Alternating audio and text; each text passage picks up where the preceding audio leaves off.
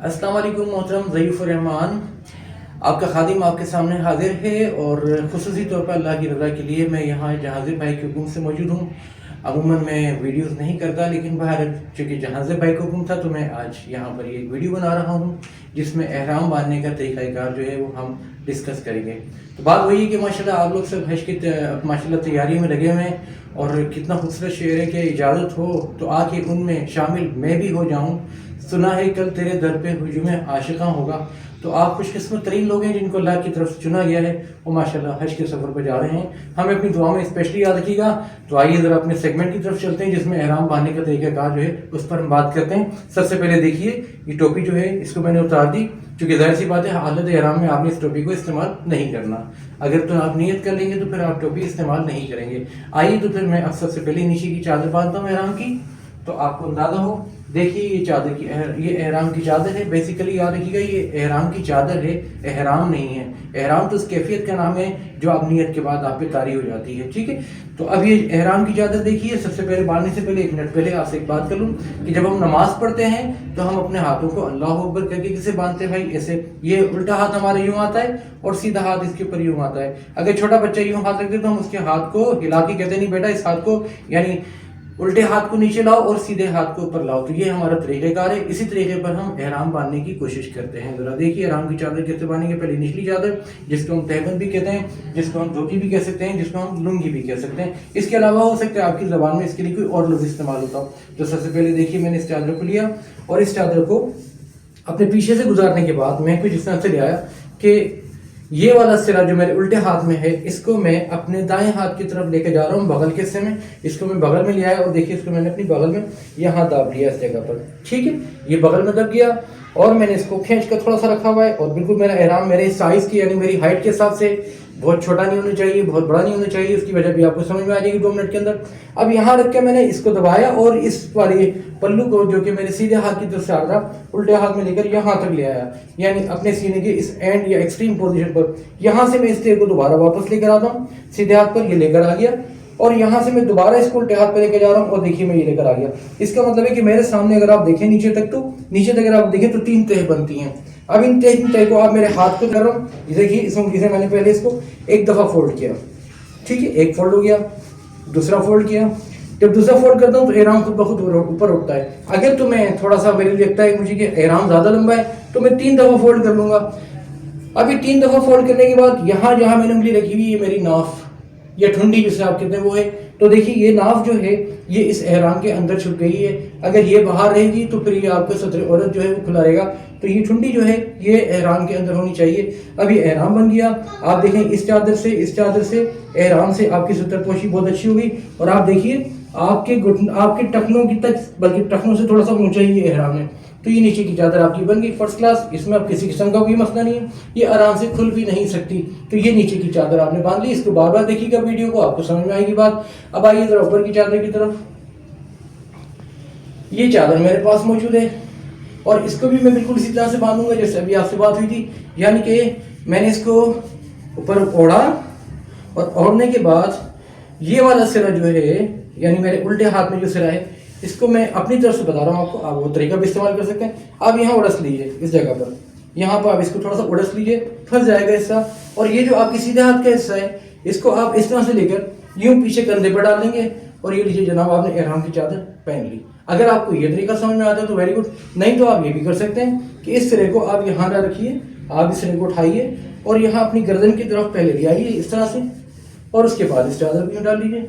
ये लीजिए ये चादर आपने डाल दी, ये आपका एहराम हो गया फर्स्ट क्लास माशाल्लाह। अच्छा दूसरी बात, अब वहाँ एक मसला आता है जब तवाफ के लिए मताफ में जाते हैं तो वो पहलवानों वाली चाल जिसको रमल कहते हैं वो कैसे करनी है, तो ज़रा उस पर भी बात कर लेते हैं। कि देखिए उसके लिए आपने करना ये कि जब रमल आप शुरू करेंगे पहले चक्कर में और तो इसके लिए आप जब इस्तेमाल करेंगे मताफ में जाने के बाद, तो ये वाला हाथ जो है इस चादर को तो आप वही रखेंगे।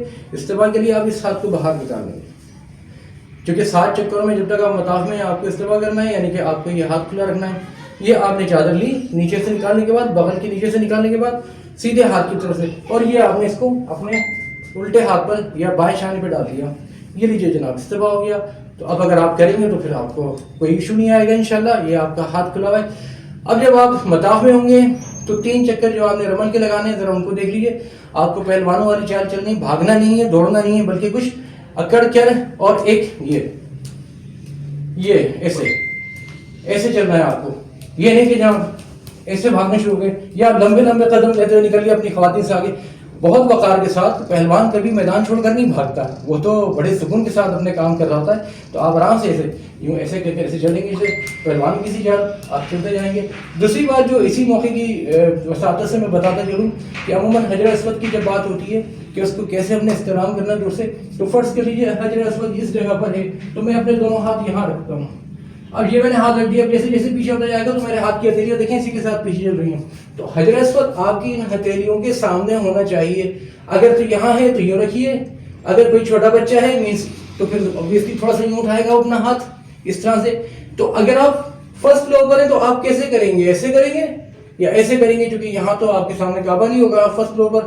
تو اب آپ اندازہ لگائیں گے کہ آپ کے ہاتھ کی جو ہتھیلی ہے یہ ورٹیکلی یعنی عموداً نہیں ہوگی بلکہ تھوڑا سا اینگولر ہو جائے گی. ایسے کر کے وہاں کہیں حجر اسود ہوگا تو وہاں پر آپ نے اس طرح سے استعمال کرنا ہے. یہ ساری پوزیشن سمجھ لیجیے گا بہت اچھی طرح سے. آئیے ایک بات اور کر لیتے ہیں کہ اس حالت میں آپ کے پاس کیا کیا چیزیں نہیں رہنی چاہیے احرام کی حالت میں. تو میں اس کا دوبارہ ذرا دیتا ہوں اور پھر بتاتا ہوں کہ دیکھیے بھائی آپ کے پاس یہ 3 چیزیں نہیں ہونی چاہیے. نمبر 1 کینچی، نمبر 2 یہ کنگا، نمبر 3 یہ ٹوپی. احرام کی حالت میں یہ تینوں چیزیں آپ نے استعمال نہیں کرنی. اگر کینچی آپ کے ہاتھ میں ہوگی تو آپ کیا کریں گے؟ تو یہ آپ نے کیا تو آپ پھنس گئے. اور اگر کنگا ہوگا تو آپ کے ہاتھ میں آپ کیا کریں گے؟ تو اس سے کیا ہوگا؟ بال ٹوٹیں گے. اور آپ نے یہ بھی نہیں کرنا. اور خواتین کے لیے اسپیشلی آپ نے یہ نہیں کرنا، آپ نے اس قسم کی کوئی چیز نہیں مارنی ہے. ٹھیک ہے، یہ بھی آپ نے بہت احتیاط کرنی ہے. چلیے آخری بات ایک چھوٹی سی اور کیا یہاں بات مکمل کرتے ہیں. موقع اچھا ہے، 2 منٹ کی بات ہے تو وہ بھی ہو جائے گی.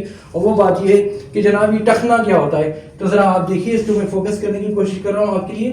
اور یہ میرے پاس یہاں پر مارکر بھی ہیں اور میں ایک لمحے کے لیے احرام کی چادر کو بھی اتار دیتا ہوں تاکہ آپ کو بات آسانی کے ساتھ سمجھ میں آ جائے. اور اسی پر اپنا پاؤں رکھتا ہوں تاکہ آپ کو کلیئرلی نظر آ جائے. دیکھیے میرا پیر اوپر آ گیا. اب میرے پیر میں یہ جو ہڈی آپ دیکھ رہے ہیں یہ ٹخنے کی ہڈی، میں نے اس کو یہاں پر مارکر سے نشان لگا دیا. ٹھیک ہے، تو اب میں اگر پیر گھماؤں گا تو آگے اگر بنا لی بیٹا یہ دیکھیں یہ بھی ٹخنے کی ہڈی ہے. تو یہ والی ہڈی اور اس کے اپوزٹ یہ والی ہڈی، اس کو نہیں چھپانا اور اسے نہیں چھپانا. ذرا دیکھیے گا میں اس کو ایسے کرتا ہوں. یہ آپ کے پاس ابری ہوئی ہڈی جو ہے اس کو بھی نہیں چھپانا آپ نے، یہ بھی نہیں چھپے گی. اور تیسرا حصہ دیکھیے ذرا، یہ جو ہڈی آپ کے پاس تھی اس کے ساتھ یوں اور یوں آ جائیں. تو اس کو میں اس سے ملا دیتا ہوں جو آپ کے پاس پیچھے آ رہی ہے دوسری، یہ آ گیا اور یہ آ گیا. تو اس کا مطلب یہ ہوا کہ یہاں ٹخنے سے لے کر یہ سارا حصہ جو ہے یہ بھی نہیں چھپانا. تو ٹخنے کی ہڈی نہیں چھپانی، یہ بیک سائڈ نہیں چھپانی، پھر یہاں سے یہ والا نہیں چھپانا اور پھر وہاں سے یہ ابری بھی نہیں چھپانی. تو پھر آخر ہم کیا کریں؟ ہمیں چاہیے کہ ہم ہوائی چپل یا فلپ فلاپ چپل یا جسے کہتے ہیں کینچی والی چپل وہ استعمال کر لیں. اس میں کیا ہوتا ہے، یہاں فیتا ہوتا ہے اور یہاں سے ایسے کر کر 2 فیتے کی پٹیاں جاری ہوتی ہیں. تو دونوں پٹیاں جب نیچے کی طرف جائیں گی تو آپ کا یہ حصہ بھی کھلا رہے گا، یہ بھی کھلا رہے گا، یہ بھی کھلا رہے گا اور یہ بیک سائڈ بھی کھلی رہے گی. تو اس سے آپ کو کیا فائدہ ہوگا کہ آپ کو کسی قسم کی ممنوعات کا سامنا نہیں کرنا پڑے گا. آرام سے آپ کا جو ہے ماشاءاللہ یہ چپلوں والا مسئلہ بھی حل ہو جائے گا. تو میرا خیال یہ ہے کہ آج کے لیے اتنی باتیں کافی ہیں. امید ہے کہ آپ کو یہ باتیں سمجھ میں آئی ہوں گی. اپنی دعا میں یاد رکھیے گا. السلام علیکم.